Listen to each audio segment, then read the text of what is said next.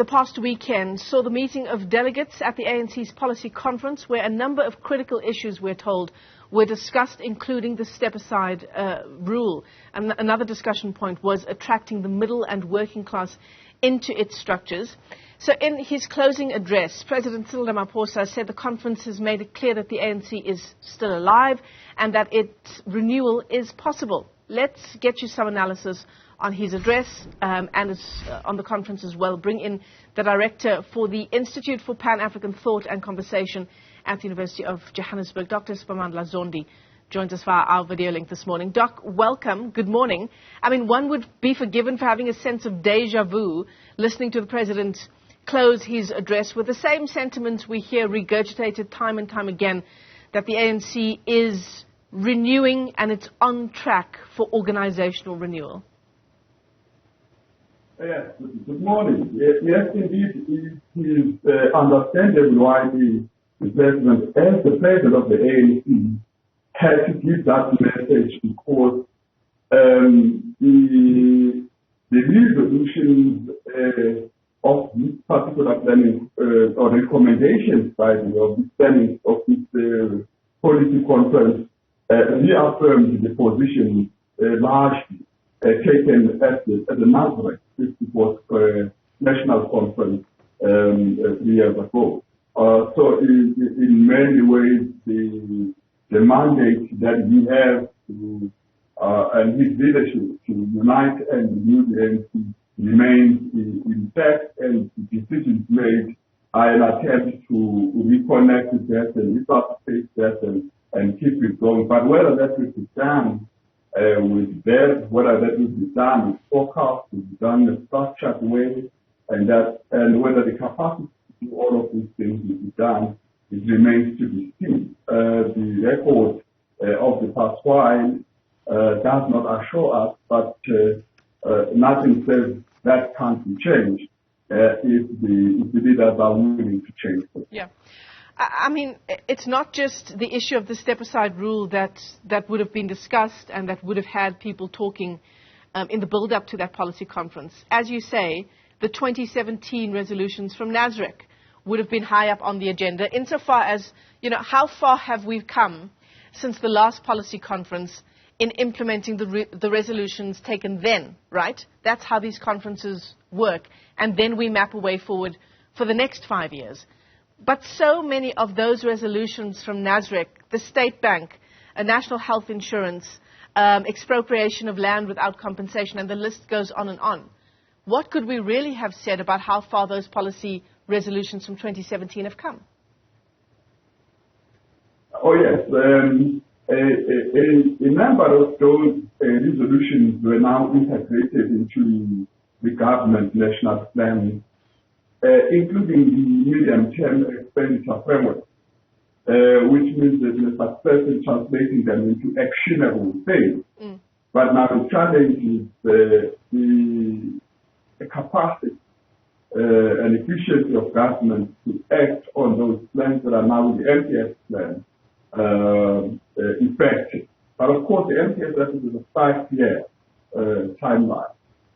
So by the end of this 5th year, it's impossible that in the remainder of this 5-year period, there will be an upscaling of implementation of all manner of resolutions. One to mention is one about digital transformation, one about energy transition, the ones about the national health insurance, all of those that actually affect people on the ground.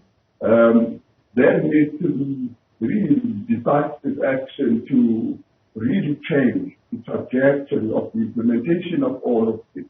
Because the integration into national plan is not going to be sufficient unless the government works better at actually implementing it. And we know that for the past 38 years, there's a big problem of great plans, but inadequate. Sometimes really catastrophic failure to implement, and that needs to be changed.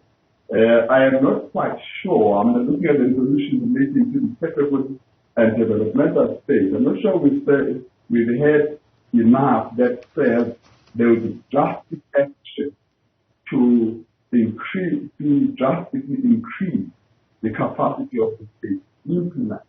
And because I'm not sure it was identified the actual reasons why plans are adopted but are not fully implemented. Yeah, certainly. Failing at the implementation stage when it looks so very good on paper. I mean, Prof, the policy conference itself was not very long. I mean, in essence, can we say 2 full days of actual discussions taking place at the policy conference?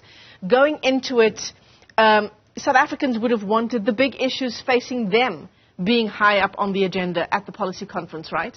Issues like the cost of living, prices of food and fuel, gender-based violence, the state of our healthcare, and the list goes on, the electricity crisis as well. Would that have taken place behind closed doors in those sessions that were closed off to the media? Or were the discussions that were taking place there really more about internal dynamics of the ANC and leadership battles in the run-up to December and the elective conference? I'm always amazed, as many people are, that actually this policy conference was not big on politics. It was not big on internal ANC politics.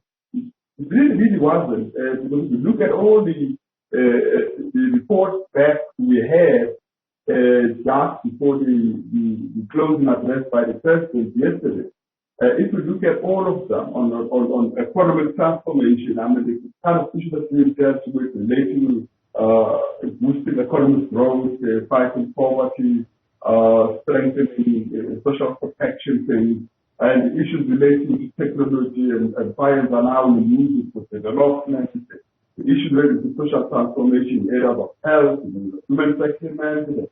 So it is really the nuts and bolts of policy making that really dominated this. Now, if we look at now the report back that tells you kind of a window into the closed commission discussion that was all focused on the thematic issues that were in this. By the way, none of the commissions actually did the first dealt with the political palace, the one that was on, I think, balance of forces would have dealt with the issue that is one commission, and I think there were 7 commissions. The rest had to deal with the nuts and bolts of policy. That is why the biggest challenge they face is how to translate all these nice sounding words and all these nice commitments, really logically, in many cases, into real action on the ground and do it very fast because people of South Africa cannot wait any longer. They are suffering on the ground. Absolutely. Dr. Siphamandla Zondi, let me thank you for your analysis on the ANC's policy conference over the past weekend with the Institute for Pan-African Thought and Conversation at the University of Johannesburg.